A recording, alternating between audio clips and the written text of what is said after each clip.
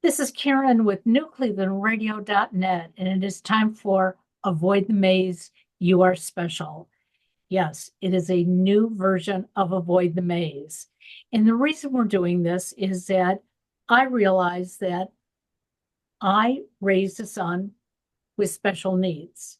Although, if you would look at him today, you would never know that he had special needs, but he still does. In fact, at the age of 34, he still knows where his safe spot is, and he calls me when he needs that safe spot. But his special needs didn't come with a manual, the same as Darryl, who has dealt with a child with special needs as well, a little bit different. And Darryl, you didn't have a manual either. You were just a dad living a normal life, raising a family. So give us a little bit of background so that our listeners can understand that your story may be their story. Yeah, so thank you. Thanks for having me today, Karen, on your podcast. Um, yeah, our son Chase, so we have two boys, Chase and Justin. They're 7 years apart. And Chase was born in 1993. Chase was diagnosed ADD early on. It mostly translated to focus issues in the classroom, but he was a good kid growing up. Very easygoing, quiet, a little shy. Had kind of a funny sense of humor. Made people laugh. Always had a lot of friends. People were drawn to Chase. He was a small kid, but gifted athletically. Excelled at sports. And as he got older, was really in the middle of the 10th grade where um, I began to detect some issues with him. And at first I thought, oh, this is just maybe what a teenager goes through. He's my first teenager, and I'm thinking maybe this is just him going through the teenage stage. But he was beginning to fail a class. He had always been a slightly above average student. Um, he was all of his grades were slipping. He was becoming rebellious. He was changing the way he dressed. Just a lot of warning signs. But, they're warning signs, but sometimes as a parent, even though we see them, as you said, we keep thinking, well, it's a stage. Okay. Do I tell my child not to dress that way? Or do I say, well, oh, it's okay. It's a freedom of speech, so to speak. Mm, mm. Yes, I'm sure you were sort of on him about his grades, knowing that he could do better. Uh, but maybe there was something else going on in the classroom that he didn't want to talk about. So you notice these warning signs. So what did you do when you saw them? Did you automatically like change all the rules or go ask for help? Well, I have a military background and kind of a strict but loving parents, but very so I guess I was sort of stern in some respects. I did spend a lot of time with both of my boys when they were growing up. They both eventually became Eagle Scouts. We spent a lot of time camping and doing things outdoors. I spent time with, going to all of their sporting events and things like that. So we did have a good relationship, but yeah, I guess I could be kind of strict. And um, so I just sort of came down a little bit hard on Chase, in the beginning, like, what are you doing? What's going on here? And I really wasn't getting a lot of straight answers, and I caught him in a couple of lies too about this time. And he had always been very honest with both me and with his mother about everything. Anytime when he was growing up, even if he knew he had done something wrong and he might get in trouble, he was always honest. But now this really was the one thing that blew me away more than anything is that now I'm catching him in lie after lie after lie. And it didn't have anything to do with, by this time I'm beginning to wonder a little bit, is he experimenting with drugs? But I didn't see any other signs that he might be. And so I was really struggling with what to do, how to handle the situation because, as the months were going by, it seemed like he was progressively moving in the wrong direction, not getting better. And even though I was having discussions with him and talking to his mom and trying to get a handle on it. So we ended up moving him. I transferred him middle of his junior year to a military school. I thought that the structured environment and the discipline would be good for him, and it was to some extent. He did bring his grades up. He did graduate on time.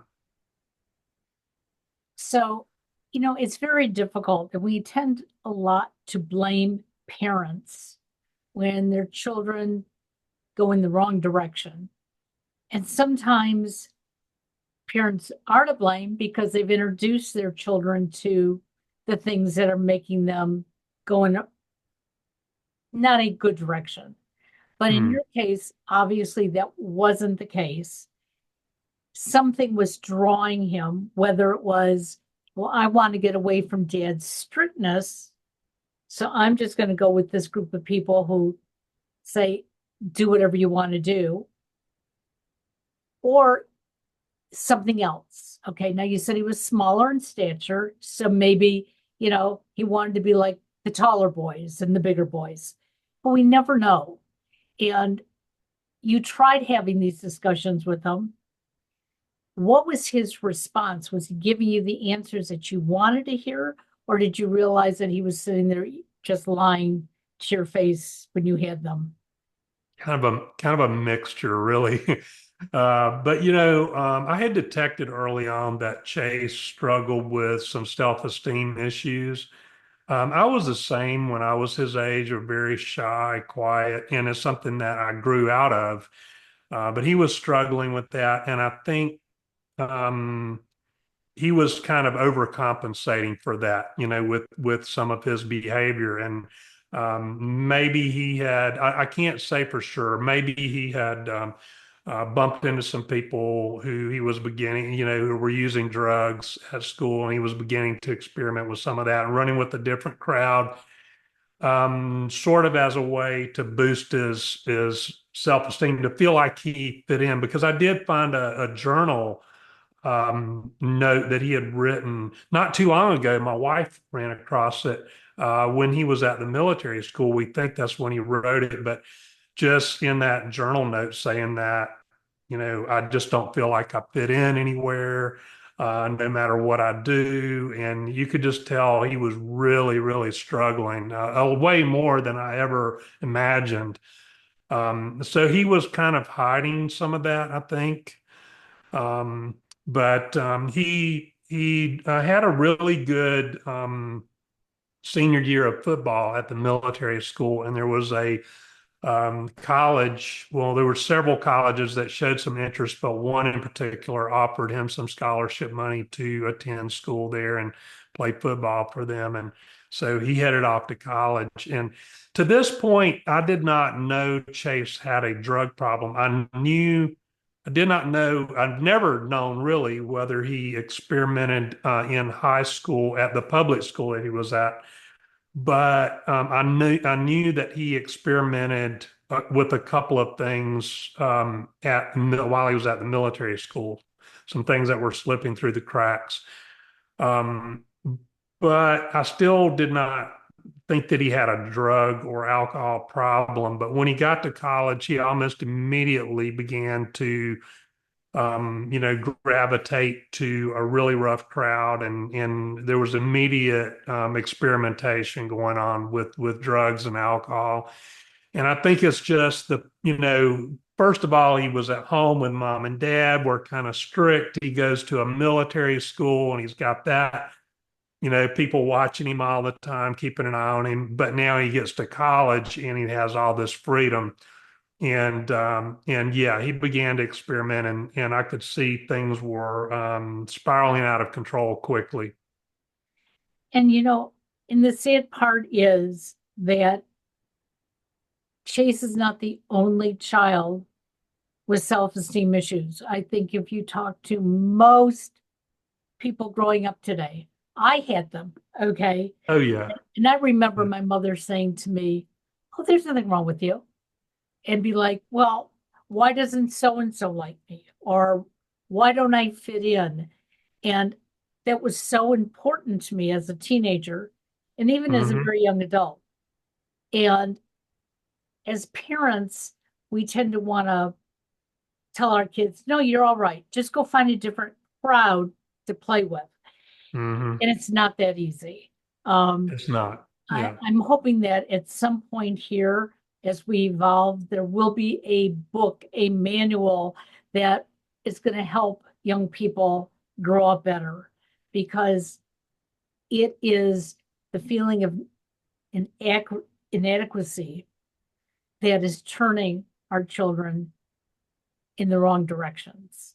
So you can have everything set for your kids, bring up two boys, one goes one way, one goes the other.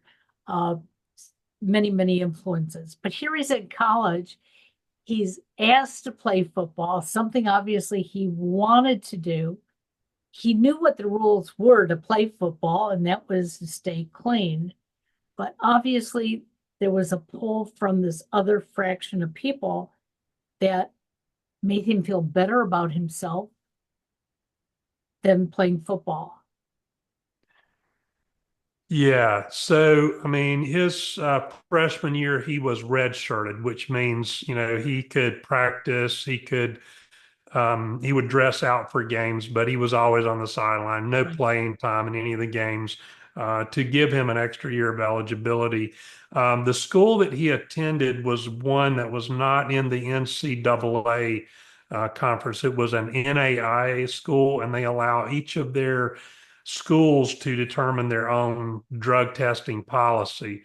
And this was a school that had it was a brand new football program, first year while he was there. And so they had not established a drug testing policy. So there was a lot of things going on there, apparently. So yeah, he came home that Christmas after the first semester, and he was on academic probation. And I talked to him then, and our relationship had really mellowed out a lot at this point. I'm like really backing off from Chase and trying to give him more, freedom, and just like trying not to push him, because I didn't want the communication to stop. I wanted him to continue to communicate with me and keep the relationship going. And I asked him then, I said, "Chase," I said, are you sure you want to go back to college after the Christmas break? Because I said, college is not for everyone. You're on academic probation. If you don't bring your grades up really quickly, you're going to be kicked out anyway. And I said, if you come home and you just drop out, I said, I can help you get into a like a community college, and Sure. you can learn a trade, or there's always the military. There's a lot of different routes that you can go. And he's like, "No, Dad, I want to go back to college. I want to go back to college." Well, he was enjoying the partying, and I sort of suspected that was the direction he was headed. But I let him make that choice. And by early on in the second semester, just, I don't know, a few weeks in, he had dropped out and came back home and immediately gravitated to a really rough crowd at home. And yeah, things began to spiral out of control even further. And the sad part is that once anyone gets involved in any kind of drugs, if the drugs start to make them feel a little happier, they need more to get happier. And it's a cycle. And Yeah. you know, we want we want to blame them, we want to shake them, and we want to say, don't you know better? But they don't. Okay. Um, Obviously, for a good portion of his life, he was looking for that spot where he could fit in. Hmm. Somehow he found it with the rougher crowd. Um, Yeah. and I'm hoping that other parents hear this because, yes, you can try to do everything the right way, but the right way may not be the right way for your child. And I know how difficult that is. When you talk about your son, you know, getting recruited for playing football, um, my son got a scholarship for music. He wanted to be in music so badly. And he got to college and he had two roommates that he did not fit in with. And he felt so uncomfortable in the room, he hardly went to class. We had no concept. He was just down the road at a local college living on campus, but things were going on in that room that he didn't want to talk to us about. He was too embarrassed. And Hmm. so we did our best as well. He eventually lost his scholarship, um, didn't want to talk about it. And luckily, I was working at a college where he could get free tuition. And he was embarrassed not to pass those classes. And he's a Hmm. very Hmm. smart kid. Um, and knock on wood, he's doing very well now. But there were things that we saw that he was doing wrong. No matter what we tried, we were the stupid parents. Oh yeah. Yeah. And that's a hard thing to live through. And I'm sure you found the same thing, that there was a lot of rejection on what some of the things that you were suggesting. Oh yeah. Yeah. And I think every teenager goes through that phase where mom and dad don't know anything. And then as they get a little older, it seems like the older you get, the more you realize how smart and how wise your parents were, Right. much more than you ever realized. Exactly. But yeah, and we've raised two boys, and our youngest one, certainly I changed my parenting style a little bit. Two things. I realized that they were different. Their personalities were very different. And the other thing is when I ran into some of the issues with Chase, I realized that maybe I need to rethink how I was doing things. So our younger son is really excelling. But also in the line of work that I do now, that we'll talk about a little bit later, I'm sure, is I run into families all the time that have multiple children, some as many as four or five children, with one who has a drug or drinking problem. And so, how can you attribute that to the parenting? There are just so many different variables that go into someone experimenting with drugs and then someone actually becoming addicted to drugs or alcohol. Well, and I think the other thing that you're pointing to is we are all unique individuals. Okay. I have two older brothers. Growing up, we were not alike at all. In fact, even today, we're not alike at all. However, we can communicate. We are very close to each other, even though one's on the East Coast, one's on the West Coast, and I'm in the middle. Um, but my parents basically brought us up all very similarly, and we turned out differently. And luckily for my parents and for us, we didn't get addicted to anything. But all three of us have been through a divorce. All three of us have remarried. So my parents, what they brought us up to understand was you get married, you work through that marriage, you stay married forever. Okay. All Right? three of us said at some point, no, this isn't for me. I got to move on. Hmm. So I can understand that even though we think we're bringing up our children the same way, there is a difference. And your two boys, you said, were 7 years apart. So Yes. that makes a difference as well.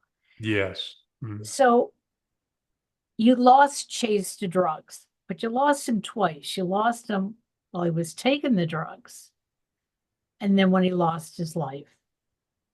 Yes. Can you explain to our audience what it's like to lose somebody twice? Because the first time you're Yeah. trying to rescue them. That's a really good point. That's a really good point. It's very insightful that you realize that.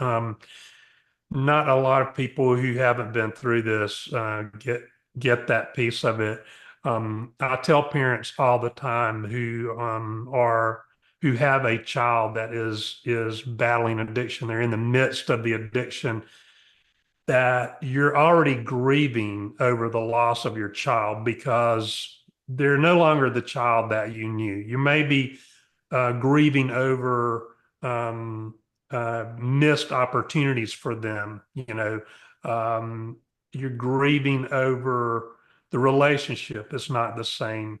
And even though your child may recover and recover fully at some point, while they're in the throes of addiction, they're behaving much differently than the child you raised, and you really don't recognize them. So there is a type of grief that goes along with that, and every parent tends to get into what we will call I'll call rescuing and enabling behaviors, and those can be very detrimental to not only their child but to the whole family, and that's something that I help parents work on, and but then the grief again, yeah, of losing a child.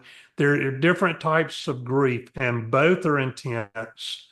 I would say that having a child in active addiction in some respects is more intense because you're always waiting for the other shoe to drop. And no matter how much you try to push those thoughts away, um, the phone rings late at night. First thought that pops into your head is that the police calling? What do they want? And it's usually not good thoughts that you're having, obviously. Um, so yeah, that's a very, very much of a roller coaster ride emotionally. The grief of actually losing a child, it's more final. It's very difficult especially for the first 2 years. And it's not that it ever goes away. It's not something you ever get over, but you learn how over time you can learn how to move on with your life and how to still find joy in life. And that's the thing that I really want to help parents who have a child in the midst of the addiction. I want to help them learn how to still find joy in life and to not be so much on that emotional roller coaster. You know, parents, family members um, suffer just as much as the individual who's going through, whether it's drug addiction or an illness, because we want what is best for our family, for our friends. And many times we become very judgmental. Um, and I've seen this one too many times where, you know, another sibling will say, well, I don't take drugs. I'm okay. Why aren't you okay? We all have a different chemistry inside of us. We all have different needs that we are trying to achieve. And once we can stop being judgmental, although as a parent, it's got to be very difficult. You want your child to have the best life. This isn't the best. And you want to be able to, like I said earlier, to shake them and say, just stop it. How do you help other parents understand that you may have to sit back and just ride the roller coaster? Yeah, that's a very difficult thing because parents, first of all, their child, once they're addicted to drugs or alcohol, they tend to get stuck emotionally and behaviorally at the age that they were when they began use. So if you have a child that began using when they're, let's say 15 and now they're 20, 21, they're still behaving like that 15-year-old. They're still making decisions like that 15-year-old. And so the parent instinctively tends to treat them like the 15-year-old. And the child, even though they're behaving like a 15-year-old, they want to be treated like an adult. And so this can create sort of a negative downward spiral with that relationship. So it's important for parents to realize that I do need to treat my child as an adult and allow them to struggle with some of the natural consequences of their choices, because until they do, they will not be able to reach a place where they're ready to get the kind of help that they really need. And so that's a tough thing to, parents have to really deal with their emotions because they have a lot of fear around, if I don't do this, what will happen? If I take this action, what will happen? And if I tell them they have to leave the home, or if we have an intervention or whatever along those lines, they have a lot of fears around taking those kinds of actions. And the fears are usually pretty much unfounded. It's actually more detrimental to not take the action, to not do something to change the situation. It's detrimental not only to the child but to the whole family. And so I think, for me, it's trying to get the parents refocused on what is their own purpose in life? What is their own mission? And then building some goals off of that and holding them accountable to those goals and moving them along with their own life, changing that focus, getting it off of micromanaging their child and trying to rescue and save their child back onto their own purpose and mission. It's interesting because when I started coaching a little over a year ago, my youngest son said to me, "So what's your focus, Mom?" And I said, "My focus is on people who didn't do what I should have done while I was raising you." And he goes, Right. "What does that mean?" And my son is high functioning autistic. Okay. Again, when you first meet him, you'd have no idea. There are little Mhm. intricacies that you can see. But I became the mother of an autistic child. And I blocked out everything else. I went to work, but when I came home, I was the mother. And even at work, like you were talking about phone calls, I was at the school calling me to telling me he had a meltdown. I spent so much of my life doing that when he matured and he started taking care of his own needs, I was still waiting for the shoe to drop. And he said to me, "Stop waiting. If it drops, it'll drop. But until then, go live your life." Mhm. Mhm. And I realized that's what we have to do as parents. It doesn't mean we're ignoring our children, Right. but if we're not getting the oxygen that we need, we can't be good for them. Right. Yeah, that's very important. A lot of people see that as abandoning your child, or, it's particularly where it's a situation where you have an adult child living at home, and now you're saying, well, you're living at home, you're using drugs, you're not moving ahead with your life. Maybe it's time for you to move out. And I think a lot of parents see that as, abandoning your child. Well, they have these needs. Well, yeah, they do, but if they're not ready to go to treatment, as long as you're coddling them in your own home, they're not going to get to the place where they think they need treatment. So it's, it is a challenging thing for parents to navigate, but It's the only way really to move forward. And like you said, with very much like if you're in an airliner and the oxygen mask drop, you have to put your own oxygen mask on first because you'll burn out. You'll burn out, and then you're no good for your child or anyone else. So after your son passed away, you Hmm. decided to start coaching and helping other parents. Now, some people would look at that and say, oh, that's just your grief speaking. Okay. You want to Hmm. talk about it every day because I've heard that, believe me. Um, but the reality of it is, when you're working with other parents, that's part of your healing. And I think it's important for people to understand this, that it's not that I want to talk about the things all the time that I suffered through or I watched my child suffer through, but it's, you know what? If I could have done this differently, not necessarily would he have been any different, Hmm. but I would be different. I could be stronger. And almost every conversation makes me stronger. So, how did this affect you and your family when you started working in this field? Yeah, well, it's been a journey for me. The first year I basically locked myself in a room and wrote a book. And I was really angry. I did not understand addiction, and I, really just let it all out in the book.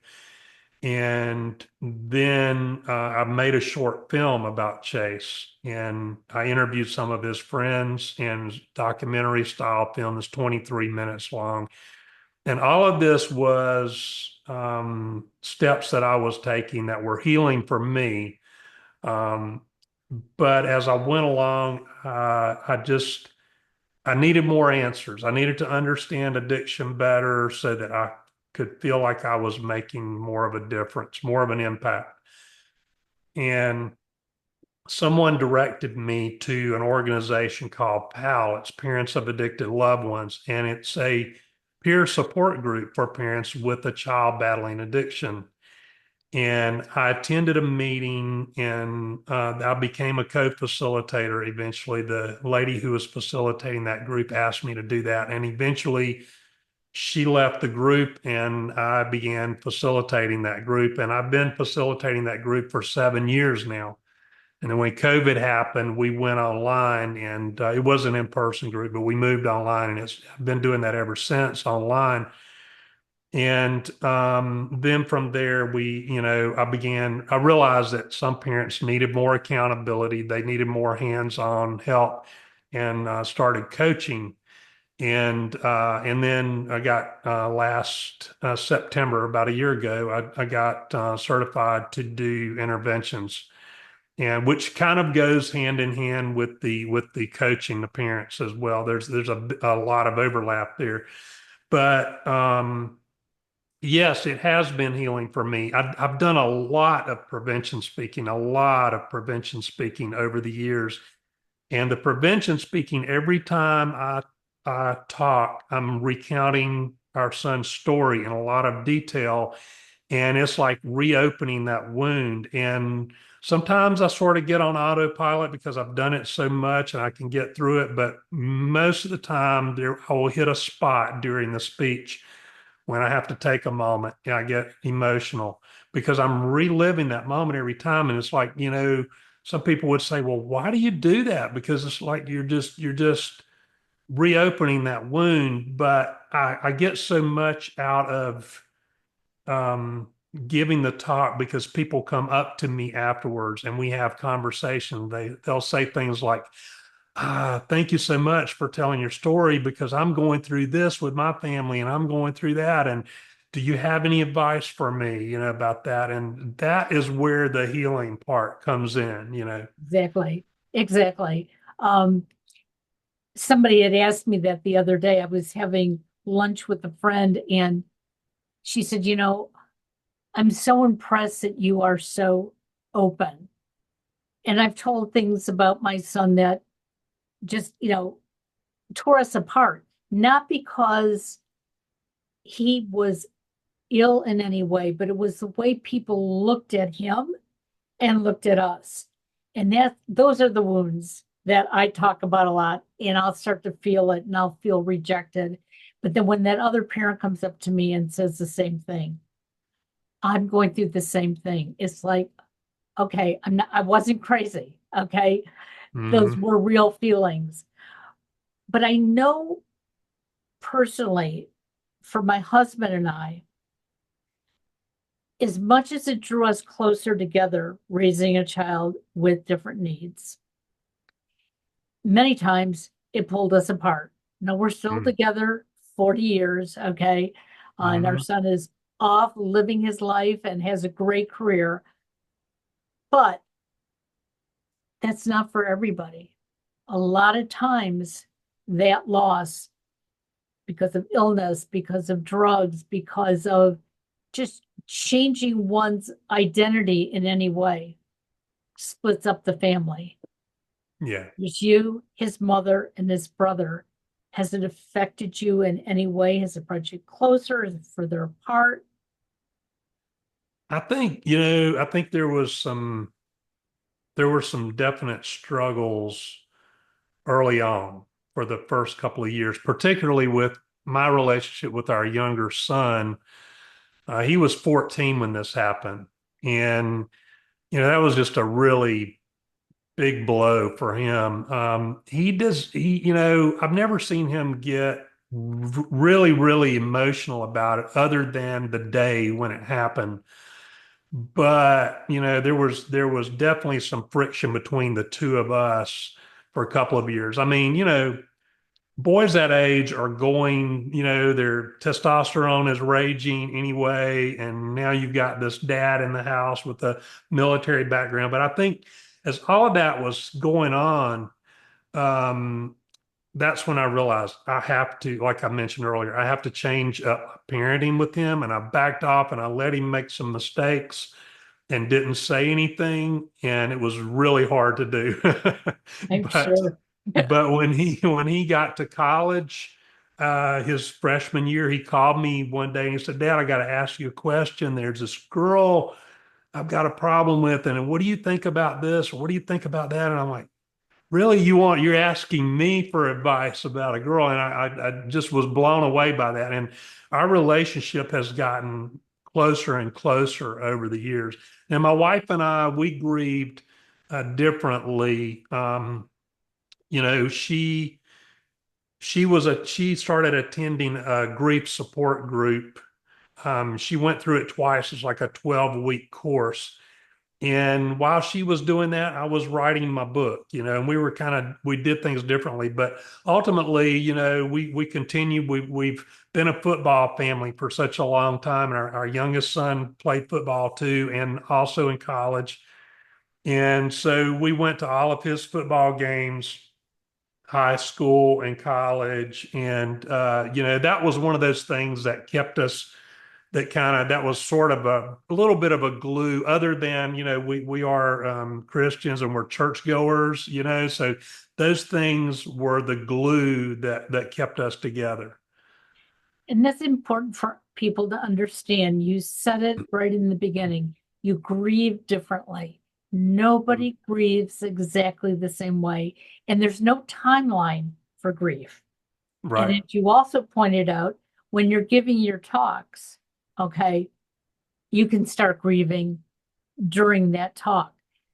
That is honest emotion.